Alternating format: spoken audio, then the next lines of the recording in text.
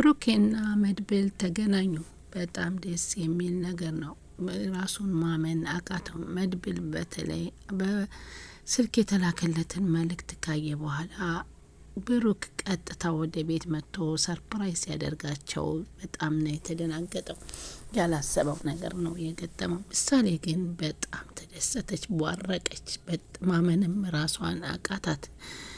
ዝናም እንግዲህ ካሌብ ሙሲሴ እንዲገለው ብሩክን ቢያዘውም ግን በፍጹም ግን አላደረገውም።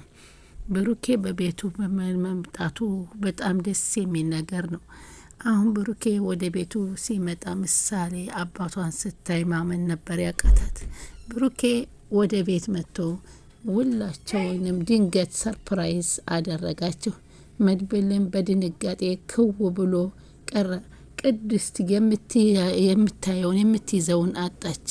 መድብል በስልክ ያየውን ነገር ማመን አቃተ። እንዴ ብሩኬ እንደምንም ብሎ ከነዝና እጅ አምልጦ እንግዲህ እቤቱ ደረሰ። ነገር ግን እቤቱ ከደረሰ በኋላ ድጋሚ ሌላ ማስጠንቀቂያ ተሰጠው። አንተ ተመልሰህ ወደ ነበርክበት ቦታ ካልመጣ ልጅህን ታስወግዳለህ፣ ልጅህን እንገላለን በማለት ካሌብ ሙሲሴ በብሩኬ ተላከለት። ብሩኬም በጣም ደነገጠ። ዝናም ካሌብ ሙሲሴ እንዲገለው አዞት ነበር። ብሩኬ ሲመጣ የመጨረሻ ትዕዛዛቸውን ማክበር እንዳለበት እየተረዳ ነው። ምክንያቱም ብሩኬን ለማስወገድ ብሩኬ ከታገተበት አጦት እንዲሁም እሱን ለማስወገድ ነበር የገባው። እሱ ግን አምልጦ እስከ መጨረሻ ቢሆን ልጄ ጋር መገናኘት አለብኝ ሲል ምሳሌን እንግዲህ አሁን አባቴ ተሰናብቶ ምሳሌን ብሩኬ ወጣ።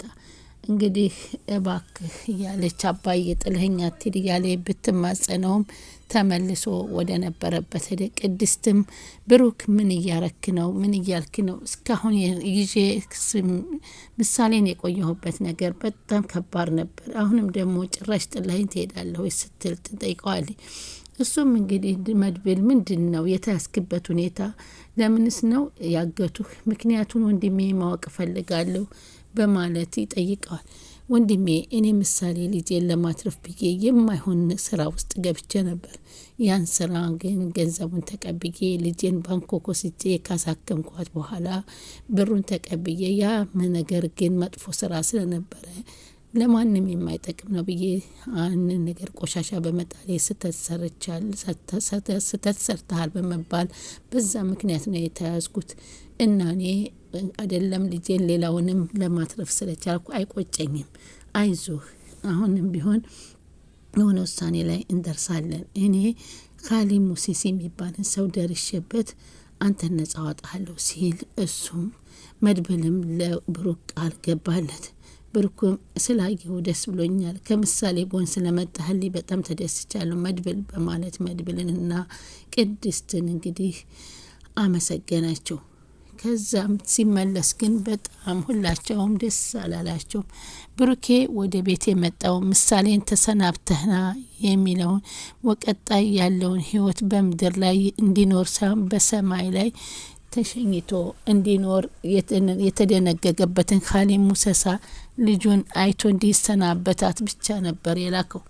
ብሩክ በዛን ጊዜ ቢቀር ደግሞ ልጁን እንደሚገልበት እንዲሁም ቅድስትን በዙሪያ ያለውን ወንድሙንም እንደሚገልበት ነበር የነገረ። በሉ ምሳሌን አደራ በማለት ለሁላቸውም ለነሞገስም ለሁሉም አደራ ብሎ ሄዳ። ምሳሌ እባክህ ጥለኸኝ አትሄድ ብላ አንቃ ብትይዘውም በፍጹም ምሳሌ ባለፈው ያወራሁሽን ነገር አትርሺው፣ ሁላችንም ሟች ነን፣ ሁላችንም እላይ እንገናኛለን ብዬሻለሁ።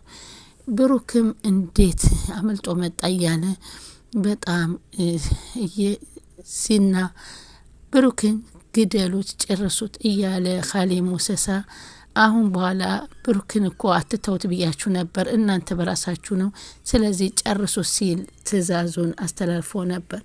ግን መጨረሻው ምን ይሆናል? አሁን ዝና ብሩክ ተገደለ ወይንም ከመኪናው ላይ ገብቶ ወደ ኤፍራታ ቤት ነበር ሄደው። ኤፍራታም በውጭ ብድግ እያደረገ በሯን አንኳኳ። ቁም ስቃዋን አሳጣት። እሷም ግራ ተጋባይ። መድብል በህይወት ወንድሙ እንዳለ ማየቱ ቢያስደስተውም ግን ለወደፊት ያለው ማመኑ አቃተው። ቀጣይነት የሌለው ህይወት እንደሚኖር ወንድሙን ሲገነዘብ ግን በጣም ቁጭ ብሎ ተጨነቀ። በአንተ ፋንታ እኔ ልሂድ፣ አንተ ልጅ አለ፣ ተስፋ አለች፣ እኔ ተስፋ የለኝም፣ በአንተ ምትክ እኔ ልሂድልህ ቢለው አንተንም እኔንም ነው የሚያጠፉን። ስለዚህ አንተንም እኔም መጥፋት የለንበትም። አንተ መጠፍተህ እኔ መኖር አልችልም። በራሴ በሰራው ስራ እኔ ራሴ ልጠየቅበት። ግን ለቅድስት እና ለምሳሌ በመምጣትህ ደስ ብሎኛል በማለት መለሰለት። ግን በሚያሳዝን ሁኔታ ያለ ቢሆንም አሁን እንግዲህ ወዳ ያለውን ነገር ለቅድስትና ለምሳሌ እሱ መጥቶ ማየታቸው በጣም ደስ የሚል ቢሆንም አሰቃቂና አሳሳቢ ችግር ላይ እንዳለ በመረዳት ከዚህ በኋላ በጣም አእምሯቸው ውስጥ ከባድ ነገር ፈጠረባቸው። አሁን ላይ እንግዲህ መድብል እገላቸዋለሁ፣ አንተን ከሚገሉ ከማስቀደመ በፊት እኔ እነሱን አስቀድሜ ወንድሜ ነጻ አወጣሃለሁ እያለ ቢጠይቀው ግን ብሩክ በፍጹም የማይሆን ነገር ነው፣ በዙሪያ ያሉ ሰዎች አጥቼ እኔ መጨረሻም ስቃይን አብዝተው ይገሉኛል። ስለዚህ በዙሪያ ያሉ ሰዎችን ማጣት አልፈልግም። የገባሁበት ጉዳይ ለምሳሌ ስለሆነ አይጨንቀኝም አለው። በዚህን ጊዜ ተሰናብቷቸው ወጥቶ ሄደ። አሁን ላይ ዝና በጣም እየተናደደ ነው የሚገኘው። ካሌብ ሙሴሳን ደውሎ ዝና ሲያናግረው አሁን ያለሁት ከአዲስ አበባ ውጭ ነኝ፣ በቅርብ እመጣለሁ አለው። አሁን በአንተ ችግር ብዙ ነገር ገብተናል። አሁን ግን አርፈን እንኖራለን፣ ብሩክንንም እናሰናብተዋለን። አንተም በሁሉን ነገር የምትፈልገውን በራስህ ታደርገዋለህ። መጎስም የእሱ እጣ ፈንታ በቀጣይ ይደርሰዋል። ስለዚህ ደስ አለው ዝና። ምክንያቱም ሞገስን ሲሰናበትለት ሉላን አገኛለሁ በማለት ተስፋ ስላለው ነው። እንግዲህ ዝና እንደዛ በተደሰተበት ሰዓት እንግዲህ ኤፍራታ መውጣት መግባት አትችልም፣ ተሰቃይታለች። ካሁን እየመጡ አነቁኝ እያለች በጭንቀት ተቀምጥ። ግን ብሞት ብቻዬን አልሞትም፣ ሁሉንም ይዤ ነው የምሞተው፣ መሀሌትንም ጭምር እያለች ትገኛለች ኤፍራታ። አሁን ዝናና ሉላና ደግሞ ሞገስ እንግዲህ በጣም ተጨናንቀው ይገኛሉ። ምክንያቱም የዝና መፈታት ከባድ ነገር ሆኖባቸዋል። ዝና ሊገልሽ ነው እያለች እንግዲህ ማህሌት እንግዲህ ኤፍራታን እያስፈራራቻት ትገኛል። ማህሌት ይህን ስትላት ኤፍራታ ግን ዝም ብዬ አልሞትም እና ምን ልታደርጊ ነው? ምን አማራጭ አለሽ? ስትላት አዎ ዝም ብዬ አልሞትም።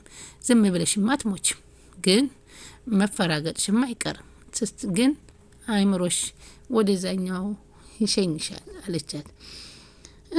አንቺ ነሽ ይህን ሁሉ ጣጣ ውስጥ ያስገባሽኝ። ብሩኬም ባትፈችው ኑሮ ለብሩኬ መልካም ሴት ለትዳርሽ መልካም ታማኝ ብትሆኝ ኑሮ እዚህ ችግር ሁላችንም አንዘፈቅም ነበር አለቻት። ኧረ እባክሽ ብሩኬ እያልሽ አትጨቅጨቂኝ፣ ወደኋላ አትመለሽ። አሁን ያለበት አንቺ ያለባትን ሁሉ ተናገሪ። አሁን እንግዲህ ካሌብ ሙሴሲን በእጅ ማስገባት ነው የምፈልገው። ያኛው ዝና ግን ምንም ቦታ አልሰጠኝም ማለቻት። ዝናን ተወጇል ነበር። ምን ያደረገልሽ? ምንም ሳያደርግልሽ፣ ምንም ሳትጠቀሚ ጉራ ብቻ ይዘሽ ምንም አይንሽን ላፈር ብሎኛል። ካሌብ ሙሴሳ ግን ይፈልገኛል አለቻት። አየሽ ለገንዘብ ስቲ የብዙ ህይወትን አሰቃይተሽ ልትገሊ ነው፣ ማትረቢ ነሽ አለቻት። እንግዲህ ዝም በይ፣ በራስሽ ችግር በገባሽው ችግር እኔን አትጨቅጭቂኝ አለቻት። አሁን መድብል ከምንም በላይ ወንድሙን ለማደን ትልቅ ዋጋ መክፈል እንደሚፈልግ እያሰበ ነው ቁጭ ብሎ። ግን መጥተው ደስ በህይወት መኖሩም ብሩክ ቢያውትም አሁን የሚያስፈራራው ነገር ምንድነው? ወደፊትስ ምን ያደርጉታል የሚለው ምሳሌስ ምንድነው? በዚህ መልኩ በምን አይነት ነው የምትሄደው? ትምህርቷንም አቋርጣለች፣ ቤት ተቀምጣለች እያለች ቅድስት ስለ ምሳሌ ታስባለች። አብረን ሄደን እንግዲህ እንጋፈጠው ሞገስ እርዳኝ እያለ መድብል ቢነግረውም ሞገስ ግን በጣም ፍርሃታም ነው። እኔ አልችልም፣ ትልቅ ወጥመድ ውስጥ ገብቻለሁ። ይህ ለሆነ ነገር ሁሉ በጣም ከባድ ነው። ከዚህ በኋላ እኔ ሉላንም ማጣት አልፈልግም። ሉላንም ቃል ገብቼላታለሁ። እሷን የተወሰነ ገንዘብ አለኝ አሁን ላስለቀቅ እየተደራደርኩ ነው።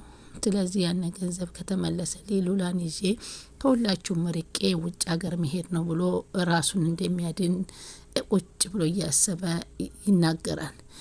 መድብልም እንደዚህ ነበር አንተ ድሮም እኮ ለራስህ ነበር የምትኖረው። ባለፈውም እኮ ለራስህ ስትል ለማስፈረም ሉላን ለእጅ ለማድረግ ስትል ነው ዝናን ልትፈታው የነበረውና ፈተህም እንደዛ ስቃይ እየደረሰብህ ራስ ወዳድ ነህ አንተ ሲል መድብል ይናገረዋል።